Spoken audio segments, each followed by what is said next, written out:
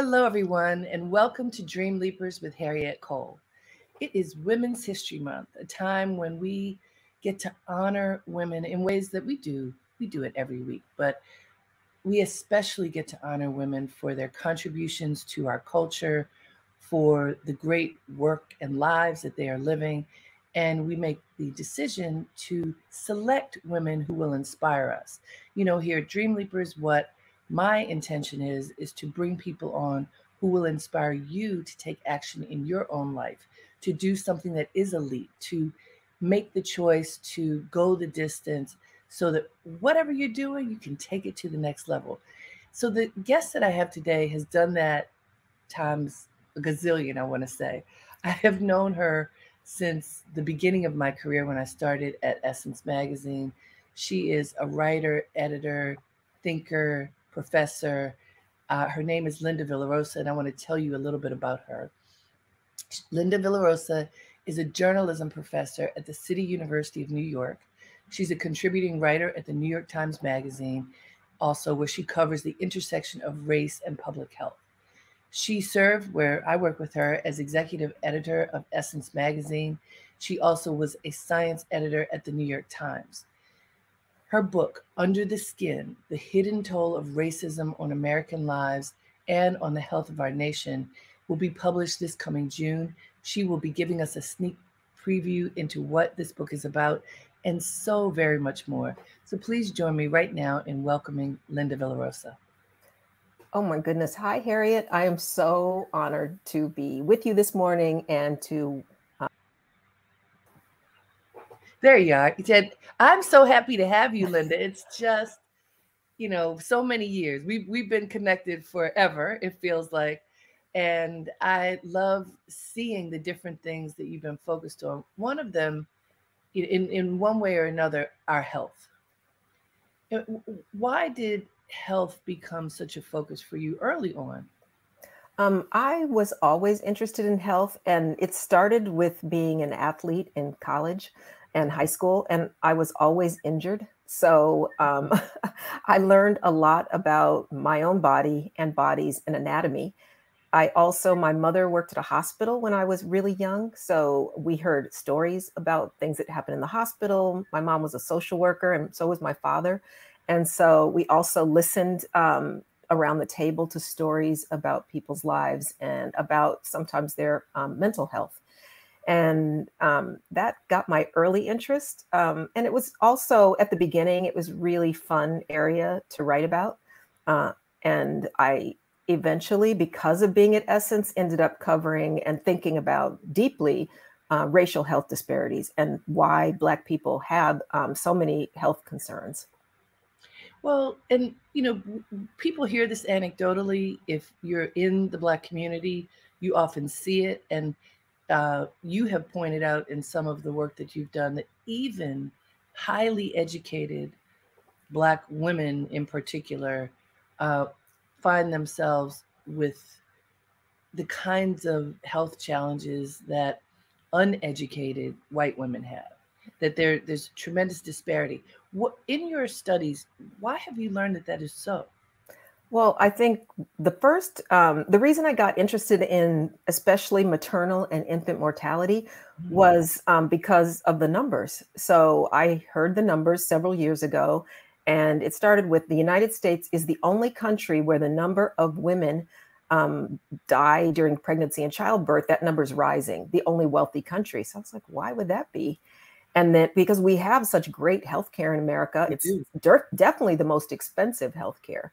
Then the next statistic I heard was that the rate of maternal mortality is 3 to 4 times more likely in Black women. So I thought about that. And at first, the explanation has long been it's something wrong with our bodies or something we are doing wrong because of a lack of education, or we just don't know what to do, or sometimes we're blamed and told we don't care. And I thought that doesn't seem right. And then the explanation was because of advances in keeping very little babies alive, and advances in perinatology, we're able to save babies and we're neglecting mothers. And I thought, well, that doesn't make sense because Black mothers and babies, the rate of infant mortality is almost 2.5 times more likely in Black people. And then I thought about the education piece, and I knew that Black women, a Black woman, even with an advanced degree, is more likely to die or lose her baby than a white woman with an 8th grade education. And I thought, all these explanations seem very blamey, and they also don't seem right. Through my research, I found that the pieces that we were missing is the idea of weathering. So weathering is a concept coined by Arlene Geronimus, who is a public health. She specializes in public health. She's a professor and a scientist at the University of Michigan. And what she found that the reason for high levels of infant mortality and as well as maternal mortality were because of the idea of weathering, which means that the lived experience of being a Black woman in America prematurely ages the body, the same way a storm might weather a house. It would, a storm hits a house, it knocks off the shutters, it chips the paint. But it's the dual idea that also we weather that storm as Black people, women especially, and we survive and we take care of each other, and there's a kind of resilience. The second reason is because of racism in the healthcare system itself. So the motto of medicine is to do no harm. But what if we are being harmed instead of doing no harm, we're being harmed? And what I believe is doctors, nurses, and other healthcare providers don't go into medicine to hurt people, but there's an implicit or racism that happens in all of society that also shows up in healthcare. And people believe this, what you're saying, I think just by having their eyes open and looking within the community, and yet being able to do the research and prove it. I was talking to my husband, telling him about this article, which when you're describing the work that you did for an incredible article for the New York Times. How long ago does that article run? 2018. Right, 2018. And what's the title of it? Why America's Black mothers and babies are in a life or death crisis. Right, incredible. And I recommend that people look it up. I was telling George about this morning as I was telling him I was going to talk to you. And he says, man, she must have done a tremendous amount of research, because these are extreme allegations. And to say such a thing, I'm sure there was a lot of pushback. So you did this for the New York Times. So I know that you had the support of that institution to gather the research. But as you were doing this research and people knew what you were working on, what kind of pushback did you experience? Most of the pushback came, first, when I was with the woman at the center of the story, Simone Landrum. I interviewed her first when she was pregnant. And a year before, she had lost her baby daughter. She was a stillborn, and Simone herself almost died. She was pregnant again, so I was interviewing her. And this time around, she was working with a doula. And a doula is a woman who, generally a woman who helps a birthing person during pregnancy and during childbirth. And I was listening to Simone's really sad story and really hoping, I hope everything's okay with this baby. And I decided to come back to New Orleans, where she lives, and be at the birth. So I had done all this research about, racism in the healthcare system, but I was shocked to see it unfold right in front of me. So Simone was having her baby, and it became a crisis. The baby wasn't in good shape. The baby wasn't doing well, thriving inside during labor. And Latona, the doula, and I were sitting right there. We had Team Simone t-shirts on, and the doctors were really, doctors and nurses were really unkind to her. They treated her badly. She knew what was going on, that something was wrong. They asked about the stillbirth over and over, and they referred to the baby she lost as the demise, until the doula finally told the nurses to please put it in the chart and stop asking. And then even when the baby was about to, come into the world, the doctor left the room, and he never introduced himself. It wasn't the same doctor who was supposed to be. Her doctor was a woman, And this doctor was not a woman and someone else. And Black women are much more likely than white women to have meet their doctor for the first time when they're having their baby. Right. So I thought this whole thing is just playing out the research that I did. Which must have been horrifying because, I mean, this is an actual birth. There's but so much that you can do because you're observing in the room. You can't control a doctor anyway. What went on inside of you as you are having a front seat to racial disparity? Well, what was interesting is I thought my story was done. I had done all the research. I had done the initial interview. So I thought I'll go back to the birth just to kind of put a happy ending on it. So I wasn't expecting the, scene in the labor and delivery room to be the kind of heart beating center of my piece. I forgot I was doing journalism and was just trying to be a human being because I was scared. And I was horrified. And I followed the lead of the doula. We were just trying to calm Simone down and make sure her baby was okay, which he was. He's really a beautiful baby, wonderful kid named Kingston. He's like about 3.5 now, I think. And it was terrifying. And I had to leave the room and then, leave the scene after the baby was born and I saw everything was okay, rush back to where I was staying and write everything down because I wasn't taking notes. I was just trying to make sure everything was okay. We hear these stories, and also I think some people believe that when you get the education, when you work as hard as you can, we're all taught you have to work twice as hard in order to have the same opportunity as white women, white men. And then when you do it, and still these sensitivities and vulnerabilities remain, it can be paralyzing. It can be depressing. What did you learn the reaction is for, especially women who have gone the distance, have had the opportunity, have seized the opportunity, however they've been able to do it, and still end up with these vulnerabilities? What have you learned about their state of mind? I think that all of us, when we enter the healthcare system, need to be vigilant for ourselves. If you can't be vigilant for yourself because of fear, it's not a pleasant situation when you're in the doctor's office, and even worse when you're in the hospital. Bring someone with you who can advocate for you. Certainly, most births go off well, but Black women are just more likely to have what we call a poor birth outcome. So either herself or her baby. And so I think being hypervigilant, bringing someone with you to be your advocate. Maybe it's a doula if you can find that kind of person, or maybe it's your mother, it's your sister, your cousin, your best friend. So I do that for other people. People come with me because you're never at your best, when you're afraid. And certainly during childbirth is, we both know it can be harrowing. I myself, my daughter, Callie, who's 25 now, I know. But she was a low birth weight baby. And I just kept thinking, is this because of weathering? Is this the result of a kind of toxic stress that I have endured throughout my life that showed up during pregnancy?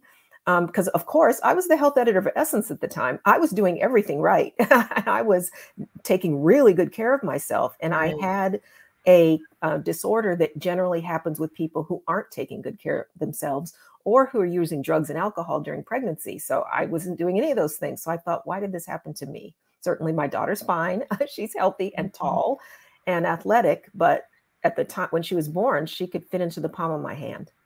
Wow. It's pretty amazing. Hey guys, you're listening to Dreamleapers with Harriet Cole here on WBAI in New York City. That's 99.5 FM and everywhere online at WBAI.org.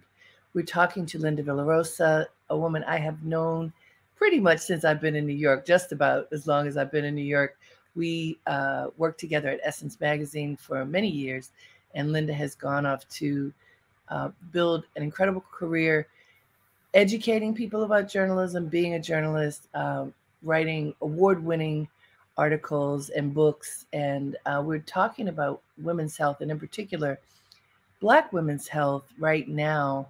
You know, during Women's History Month, this is time when we shine a brighter lens on women and both the contributions that we made and the challenges that we have faced. And Linda wrote this article that we were just talking about several years ago that remains an article that I think everyone should read to just understand the health disparities between Black and white women in this country. Even now, the arguably the richest or one of the richest countries in the world, with an incredible healthcare system that continues not to serve us well, which is just a painful reality.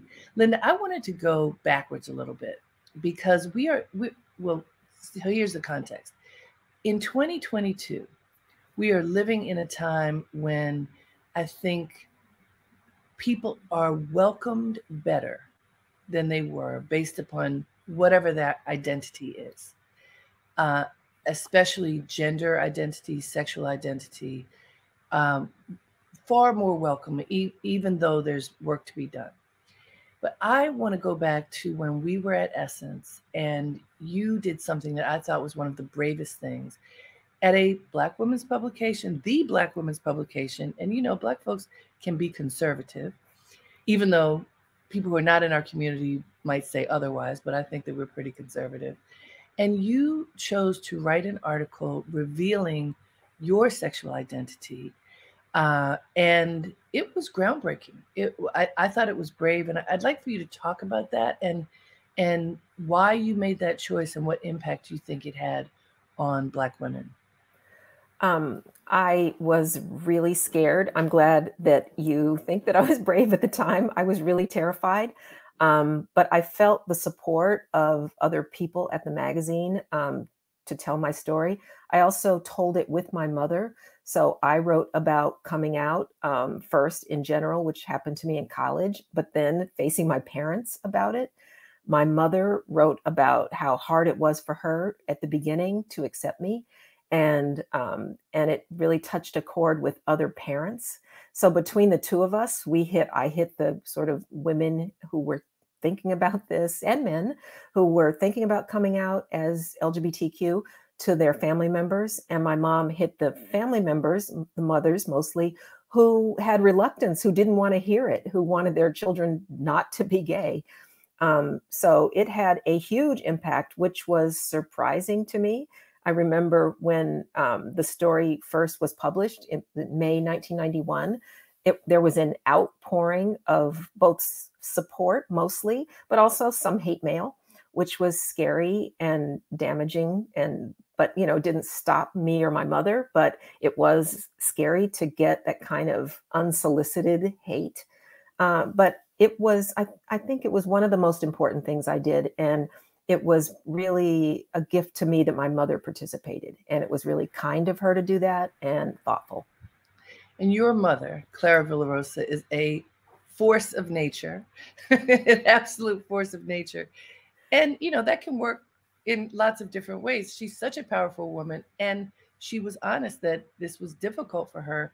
I can only imagine that at the point when you came out, just starting there, that I get that it was terrifying. I mean, when you have a very strong mother who you figure is not going to welcome this news so well, like what went on inside of you and got you to the point where you could actually tell your parents? Oh, I wasn't going to tell my mother or either of my parents. They figured it out. My mother confronted me about it while I was still in college, and it was kind of a blindside. I did not know, so I didn't have time to think of what I was going to say. So I just blurted out the truth. Yes, I'm a lesbian. And so that was really intense. My father took it better than my mother. And my mother was angry and upset. What happened to me was I didn't give up. I just kept, and neither did she. She didn't kick me out. I was already in college. But she also didn't say, you can't come to my house. I don't love you anymore. When I moved from Denver to New York, that gave us a break from seeing each other. And it took a few years for us to get back on solid footing. And but when we did, I remember my mom just said, "I love you, and this doesn't matter. I still love you. You're still you." And I'm tearing up now thinking of how, when she said that, it was such, I mean, it was years later, but it was really a relief. And then that got our relationship back on solid footing, solid enough so that we were able to tell our story. And, we were afraid, mostly me, to, put it out there for so many people. Essence has a really lot of readers. Yes. Yes. In the millions. Yes, in the millions. And so I'm like, Mom, people are going to read this. There's a cover line. Our pictures are inside.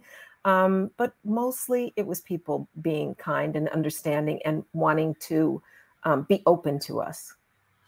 And over the years, how would you say you have mentored other women who have struggled with coming out and really living their truth? One of the things we learned, this, at Essence, was when someone calls you or writes you, any reader, you have to respond. That's right. So Susan Taylor, that was her, a really strong, thing that we learned there. And so every single letter I got, I responded. And some women were in real pain and crisis, afraid for their, coming out or having their mothers know, and fathers, but also afraid that, I have told them and my mom is mad at me. What do I do? And I just would say, stick with it. Stick with, there's love in families. There's, anger in families. And a family is a place where, because you're close together, people love you really hard, but they also get really mad at you. And so you have to just stick in the love. And my mom did the same thing. She answered every parent who called, who wrote a letter to her. And so and she coached, she was really happy to be an expert in this, and coached a lot of parents to say, just love your kids. You remember who your child is. This doesn't make a difference.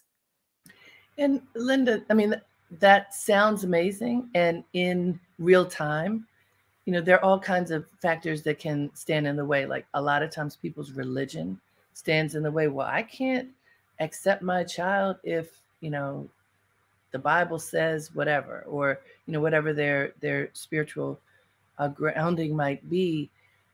When you've run into people who are dealing with those kind of conflicts, how do you help them?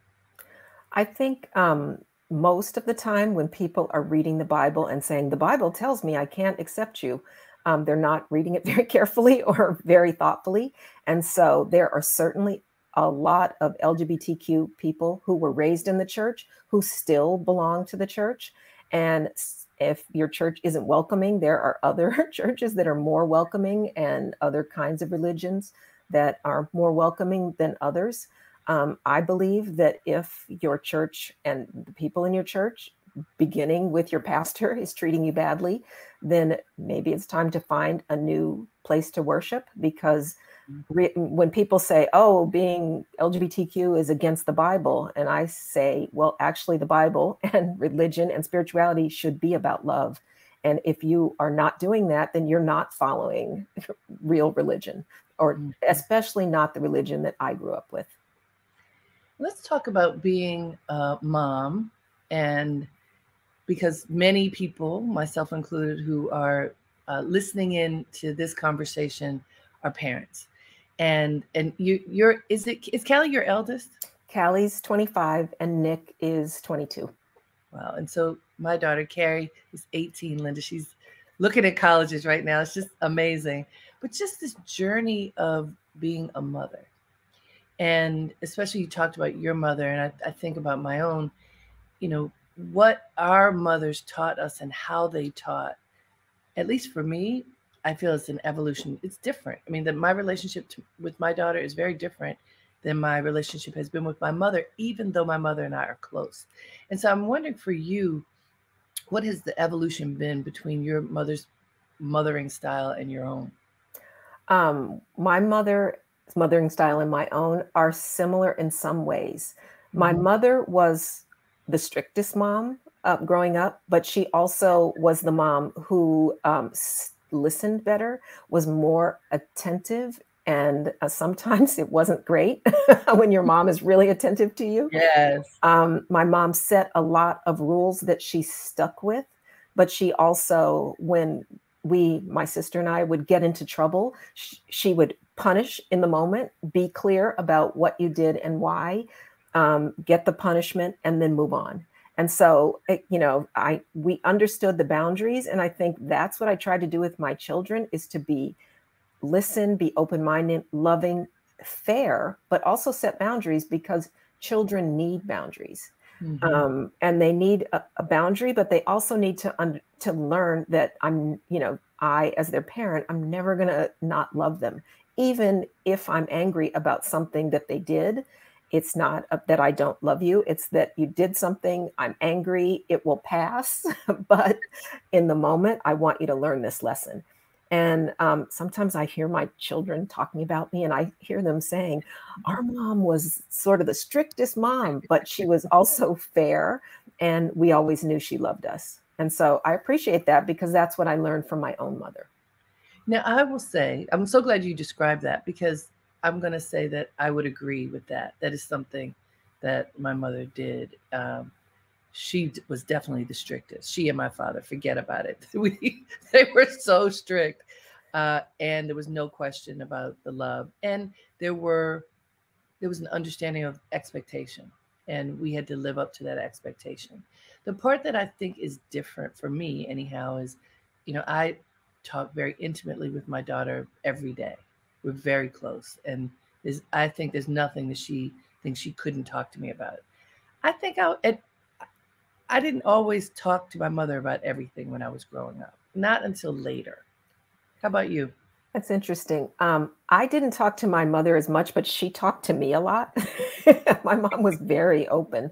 And so now I talk to my mother much more. I talk to her every single day.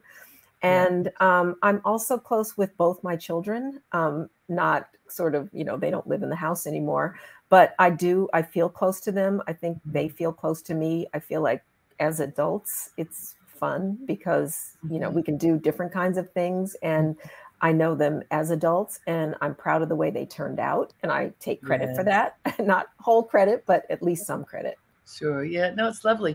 I think our moms are similar in age. Mine might be a little older. She's 92. We talk to her every day. And, as she is getting up in age, she just reminds us of wherever you are, that you can revel in that and enjoy, choose the positive, which I think is one of the amazing things about my mother. No matter what, if you're down, she's like, look at your life in a service way. If you're really down, you're feeling bad, do service for somebody else. It'll lift your spirit, and be positive. And I think that's something I know about sassy Clara Villarosa too. Yes, she's very positive.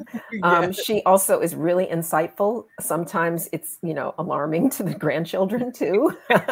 They're like, oh, we're going over to grandma's house for dinner. It's like, do you know what we were talking about? I was like, you don't have to tell me. I can just imagine the kinds of things she's asking you.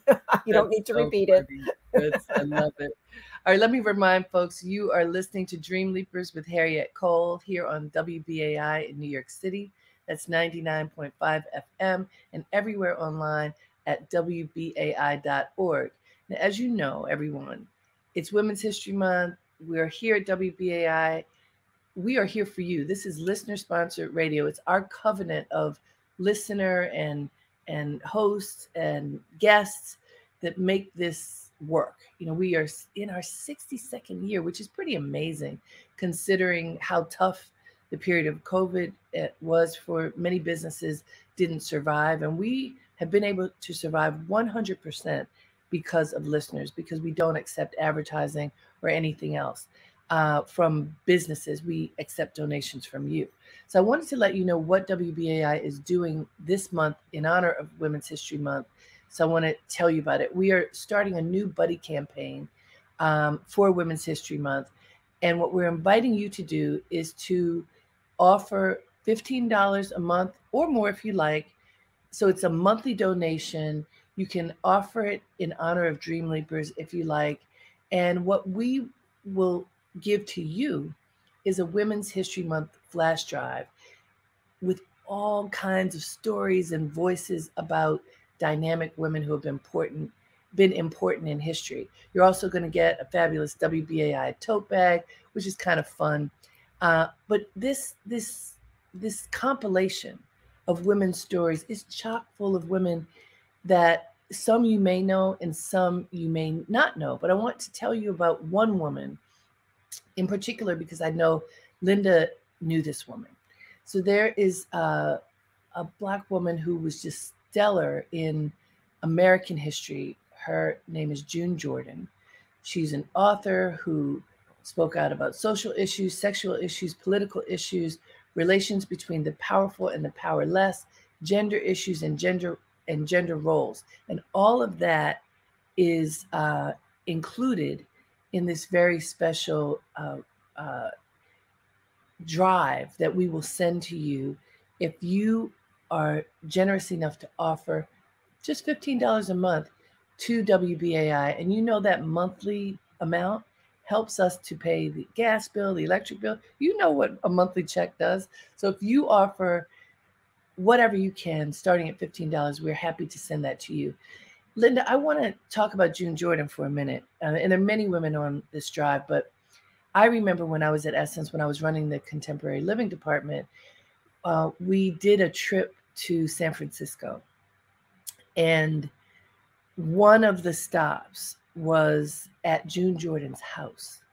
There was an interview that June Jordan and Angela Davis, a conversation that was shepherded by Cheryl. What was Cheryl's last name? Cheryl, the editor with the low afro? Green. Cheryl Green, who was a wonderful woman. She shepherded this conversation between June Jordan and Angela Davis. I mean, two amazing sheroes. And not only was it in a beautiful home, but the conversation was really dynamic.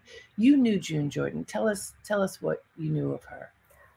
June Jordan was really a strong personality and person, very political, very outspoken. June Jordan and Angela Davis wrote the foreword to my book, Body and Soul. And I was really fortunate to get two powerful women writing it together. They were friends. But I remember June and I got into a disagreement. I think it must have been after I got him to write the intro to the book. I can't remember. I was trying to see if she would debate this kind of conservative thinker. And I thought, ooh, wouldn't that be interesting to have June Jordan, fiery June Jordan, debate this conservative person? She was so mad. She's like, I would not even be in the same room with this person. Why would you do that? I deserve. I mean, she was really angry. I'm so sorry. Never mind. So that's my usual story. Is June Jordan was really mad at me for a brief amount of time, but I was really honored that she wrote the intro with Angela Davis to my book. Well, and I mean, let's talk about that, because for anybody who doesn't know Linda, I get to brag a little bit on you now, Linda. I mean, Linda has done incredible work in the space, particularly of Black women's health. And for a long time, this is not a new thing. This is a dedication of your career, at a high level. As we talked about, Essence is the leading Black women's magazine for all these years. And then Body and Soul became a very important book. Tell us about Body and Soul, and also how you got June Jordan and Angela Davis to write that forward. That's not an easy thing to accomplish either. That was not an easy ask. So I didn't do the ask. Okay. Billie Avery, who is a MacArthur genius, and her specialty is Black women's health, who's a friend of mine and helped me with the book. She asked them. So they did it for me. Relationships. Yes, exactly. And so what is Body and Soul about? Body and Soul is the original premise back then was our bodies ourselves for Black women. So it was a kind of a book that looked at the issues, the health issues that affect us as Black women. And it was a self-help book. And now it's interesting because even though Angela Davis and June Jordan wrote a very powerful foreword, most of the book was about how women can take care of ourselves, each other, and our families. I've shifted. I mean, I still obviously believe that, but I have shifted away from that somewhat to say our institutions in America also need to take care of us and to come correct and to not treat us badly, the systems of our country, including the healthcare system. So I think I have shifted away from so much of a self-help and to more of the structures of our society need to change in order for us to be healthy. Which makes perfect sense. So I want to remind everybody, I just want to take that moment to talk a little bit about June Jordan. She is featured on this very special Women's History Month flash drive that WBAI has pulled together. I mean, there's so many women on here that I think you would love to learn about and hear about. And if you make a contribution, become a BAI buddy. So it's a monthly contribution of $15 or more. You can call us at 212-209-2950.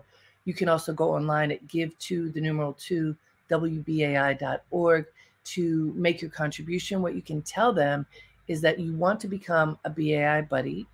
I'd love for you to say you want to be a BAI buddy in honor of Dreamleapers, but either way, become our buddy. You get a gift. You get this flash drive that you can listen to whenever you have a few minutes, and to learn history and hear it through the voices of these women. In particular, hearing through June Jordan's voice.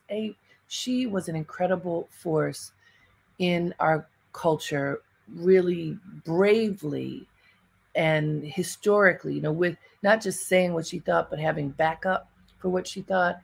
And she's talking about her thoughts and opinions and work on this drive. So $15 or more, call us at 212-209-2950 or go to give2WBAI.org. And we just love to share this with you. And if you have children, this is an opportunity to share that audio with the children too, because just like in Black History Month, we know about 3 or 4 people who everybody talks about. What about all the other ones? What's great about this flash drive is that it's not just the expected people. Like, we do hear Rosa Parks' voice, which is amazing. We do hear Coretta Scott King's voice, which is amazing. But not as many people know June Jordan if you're not involved in women's history. And there are plenty of others. So I encourage you to support us and get this incredible gift. Linda, you have a new book. Then I didn't even realize you had this book. I was like, I need to talk to Linda. I haven't talked to her on my radio show. And then we discover you have this book that's coming out in June, Under the Skin, The Hidden Toll of Racism on American Lives and on the Health of Our Nation. Tell us, what made you decide to do this particular book, and describe the process? Well, I realized that, I've been writing these cover stories for the New York Times Magazine about health and racial health disparities. And I write really long. I mean, the articles are already really long. They're like 10,000 words, but I always would write it. Like, my mother's like, I can't get through this. It's so long. I was like, I'm your daughter. Please read through the end. But I would always have extra. So, and I had, my editor at the Times Magazine often cut things out of my stories. And so I'd say, oh, do we really have to cut it? And she'd say, save it for the book. And I was like, what book? I'm not writing a book. And so, but eventually, after like the 4th or 5th story, I was like, well, actually, I have a lot of information, enough to write a book. And the book is really the culmination of many years doing this, looking at Black women's health, specifically in the years at Essence, and then shifting gears and going to the New York Times Magazine. And what I've learned is really that, we spend too much time blaming, looking at racial health disparities on everything from infant mortality to life expectancy, including COVID-19, and blaming people and saying something's wrong with you, something's wrong with your body, something's wrong with you, you're uneducated, you're not taking care of yourself, and spending less time interrogating the various systems of the country, including the healthcare system that harm us. And so that's the big idea behind the book. But it also, it's serious, but it also has narratives, the narratives of people. So the stories of people and how, their experiences of living and sometimes dying in America. And so as you described, there's been a shift in your awareness and understanding where you started with the self-help, what can we do to take care of ourselves, which of course is important, but going further and looking at systems. And this is one of the things that I find, especially with historians who end up looking at what systematic racism is and what it has done and what it is doing. And Linda, I find that a lot of people are unwilling to accept really that systematic racism exists. Well, that's something that happened a long time ago. Why can't you X, whatever X is? Why can't you, pick yourself up by your bootstraps? Why are you complaining? You didn't get to be that size, this, whatever it is, whatever that is, because of something that happened hundreds of years ago. What is your responsibility in this? And I know you hear those arguments, especially among educated people, because you'll be in the room and, we are often the other, well, we don't apply, educated, well-spoken Black people are different than whoever else. So when you're in those discussions and you see people putting their blinders on and really not being willing to accept that systematic racism exists and its impact on others, what do you say? Well, I think I was a contributor to the 1619 Project. Yes. And so when we first got that assignment from Nicole Hannah-Jones, what we were told to do, there were a bunch of us in the room, including some historians, but a number of journalists, were to look at something that happened during the years of enslavement and find the through line to today. So what happened for most of us the first round was we didn't find the through line. We were just writing about the horrors of what happened to us during the 250 years of state-sanctioned enslavement. Then we were all told to go back. And so what I did, I chose two lines of thought, but the main one was about pain tolerance. So during the years of slavery, doctors mainly in the South and scientists went about their way to prove falsely that Black people had extreme tolerance to pain. And so that we could withstand things no one else, especially white people, could withstand. So and they went to great lengths to prove this in scientific journals, at medical conferences, writing about it. And it was false and it was a lie. But it was used to justify slavery itself, but also to justify cruel treatment to enslaved people, whippings, beatings, taking away your children, hurting your children, hurting you. So the through line to today is this happened during slavery, but still, and I cited a study. It was a 2016 study of medical students and medical residents and interns. And it found that one of them, at least half of them, but nearly half of them believed at least one false idea about Black people today, not then, but now. And these are the doctors of the future, medical students, believe that Black people had thicker skin and could withstand pain more. Had high tolerance and could withstand, pain still. I remember reading the study, and the thing that hurt me was it talked about the pain that they described was when you have your hand slammed in a car door. So when you have that really hurts.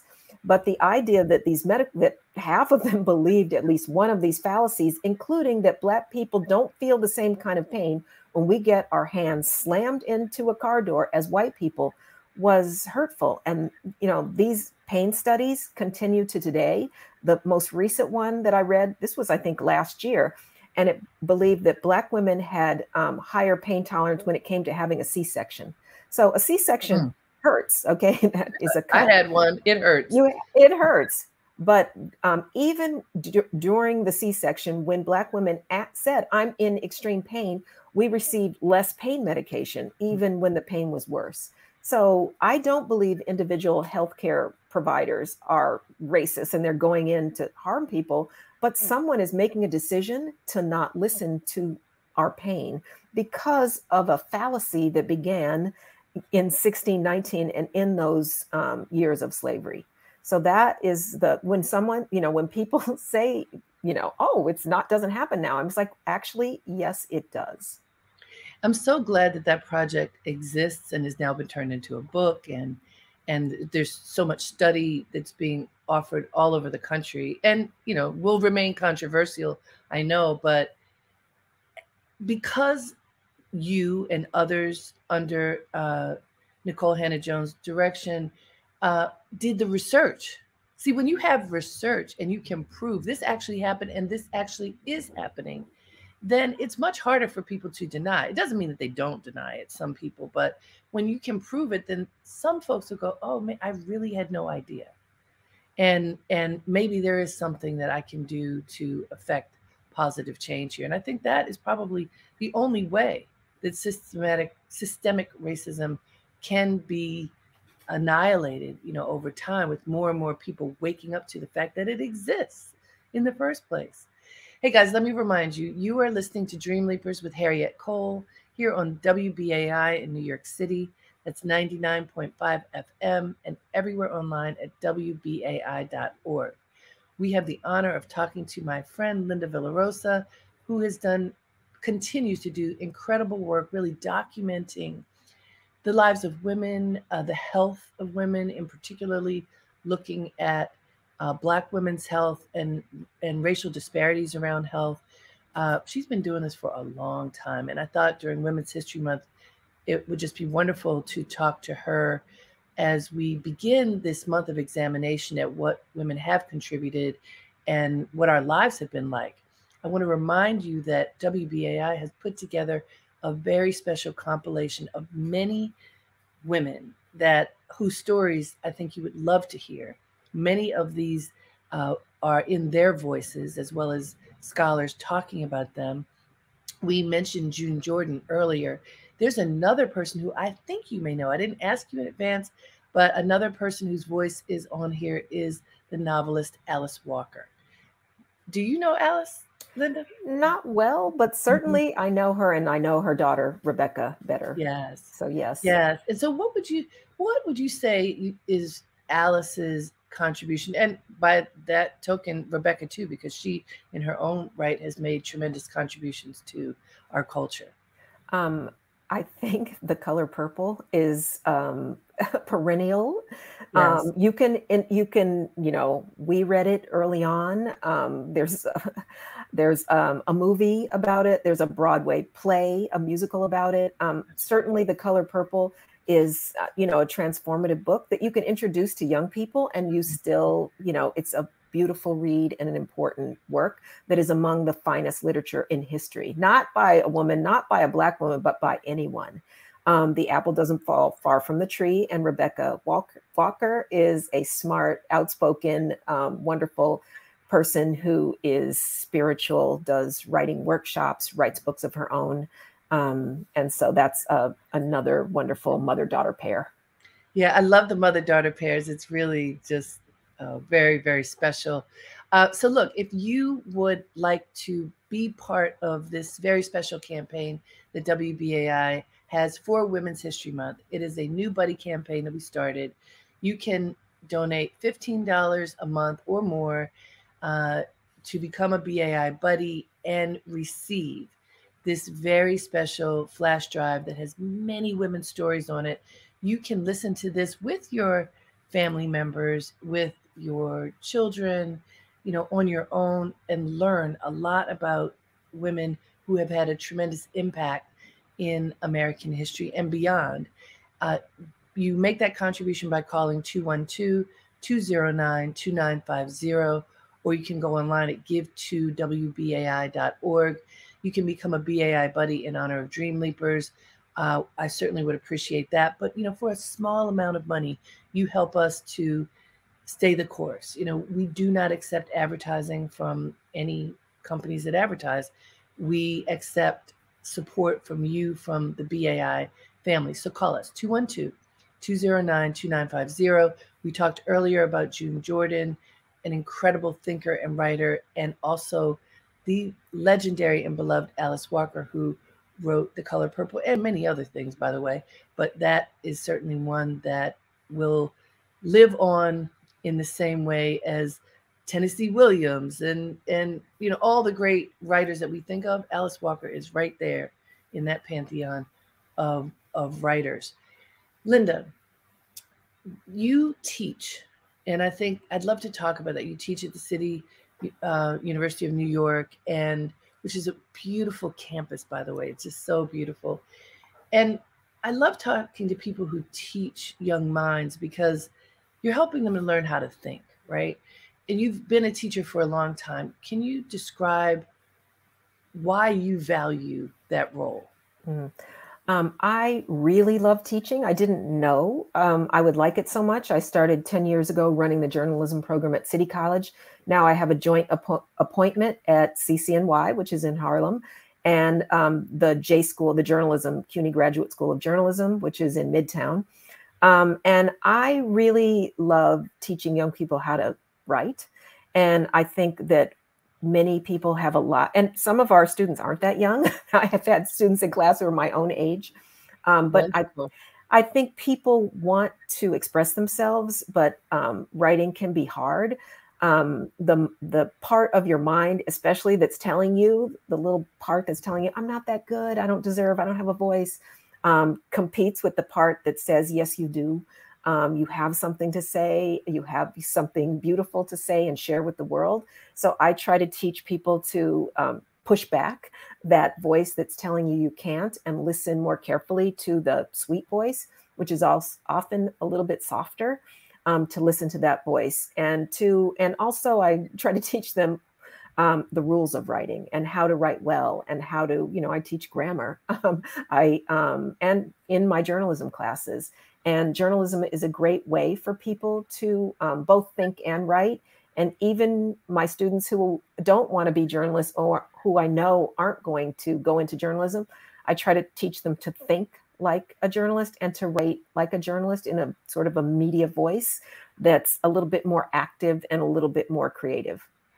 So funny that you say you teach grammar, because I do a lot of coaching work, and honestly, grammar ends up being the 101 that I'm teaching people. And then to my daughter, as I said, who's 18, says to me, Mommy, I didn't realize this at first, but the fact that I was an English major and I'm constantly giving her refinements in language, she said it helped her so much on those college essays, and her friends who have parents who write or edit have taught their children how to write and think through the written word, and how challenging it can be for those who don't. So language is everything, right? What parting words would you have for folks about being able to tell their stories and mastering the language of their own stories? I think the first thing to think about is know that your story matters, that your voice belongs in the world. And that will be the first step in kind of getting it out on the page. The best way to write, I think, is in two parts. The first part is like really creative. It's about letting your wild mind free to write something on the page.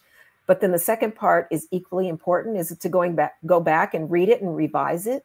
And so it's always a two-step process, but it's almost two halves of your mind. So let the creative part spit out the first draft, but then go back and let your more structured mind clean it up, fix it, revise it, and make it, the grammar right, make it more beautiful. Wonderful. So your book is coming out in June. It's too early for us to get it because it's just on the way. But I want folks to know the book is called Under the Skin: The Hidden Toll of Racism on American Lives and on the Health of Our Nation. And Linda, I would love to have you back when the book is formally coming out so we can go have a deeper dive into the things that you talk about and also offer some books to our community. Would you like to do that? I would love that. It's been a pleasure. So good to see you. I We have known each other for, I'm not going to say the number of years, but many, many, many. Many years. And I'm so proud of you. So glad that you are doing this work. Thank you for, continuing and deepening. And I think some of our best thinkers, if we look back over the years, their understanding of things evolves over time. Like who I think of, and you'll go, you're comparing me to this person, but W.E.B. Du Bois. Seriously, if you look at his work, no, but I'm just saying, if you look at his work from the early days over time, he modified his thinking. And people don't always know that if they don't really study him. I think scholars who are constantly processing, what does life mean? What is it about? How does this impact that? That's what you have been doing, and you described it to us, and we appreciate it. Well, thank you. That is a really good compliment. And Hey, what? Why not? But also the thing about him was he did change. He did shift. But the thing that we don't think about him as much is he was a really, really skillful researcher, and some of his research methods are still honored and revered. So not only was he a great writer and thinker, but he was an amazing researcher. That is such an important point, Linda, because a lot of times people just say whatever they think. Responsible conversation includes being able to back up what you said with some, significant research. And that is certainly what you have done in all of this work, including your new book. And I look forward to talking to you in a couple of months when the book comes out. Thank you so much. Me too. Thank you. I really appreciate you and the work that you do. Thank you. Hey guys, you've been listening to Dreamleapers with Harriet Cole here on WBAI. Thank you for joining us and for listening to my friend, writer, author, professor Linda Villarosa. If you would like to become a BAI buddy, you can do it right now. Call us at 212-209-2950. Make a contribution of $15 or more per month, and you get that wonderful drive with it's chock full of women's stories that will inspire you. I promise you they will, and I hope that they will inspire you to leap into your dreams. Until next time, have a great day and make it count.